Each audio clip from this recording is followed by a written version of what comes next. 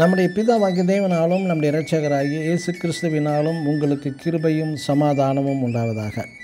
கிறிஸ்து இயேசுவுக்குள் அன்பான சகோதர சகோதரிகளை இன்று நாம் தியானத்துக்கு எடுத்துக்கொள்ள இருக்கிறதான வேதவசனம் யோபுவின் புஸ்தகம் 42ஆம் அதிகாரம் 3ஆம் வசனம்.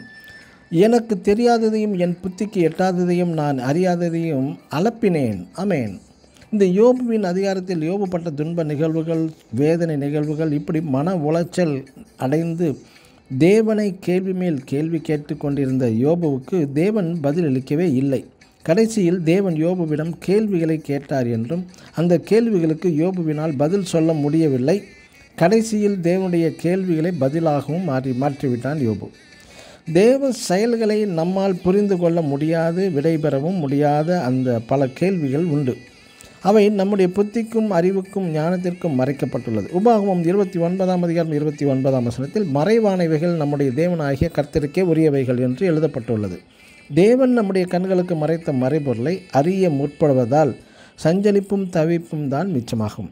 யோபு தன் துன்பங்களை பார்த்து அங்கலாய்த்து கேள்வி எழுப்பின வரைக்கும் யோபு ஆறுதல் அடைய முடியவில்லை.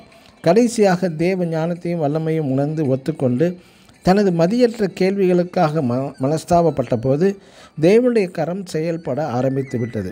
அதன் பிறகு யோபு புதிய ஆறுதல்களையும் இரட்டிப்பான ஆசீர்வாதங்களையும் பெற்றான் யோபு. என அன்பான தேவனுடைய பிள்ளைகளே, இதுவரை நமக்கு ஏற்பட்டதான கஷ்டங்கள், துன்பங்கள் எத்தனையோ முறை முறுமுறுத்து தேவனையே கேள்வி மேல் கேள்வி கேட்டு வருத்தப்பட்டு வைத்திருக்கலாம். கடைசியாக யோபு போல நாமும் செய்த தவற்றை ஒத்துக்கொள்வோமாக.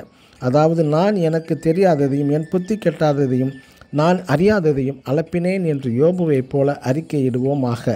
அது மட்டுமல்ல, அடுத்து யோபு சொன்னது, தேவரீர் சகலத்தையும் செய்ய வல்லவர், நீர் செய்ய நினைத்தது தடைபடாது என்று விசுவாசத்துடன் சொல்லி யோபு போல ஆசீர்வாதம் பெறுவோமாக.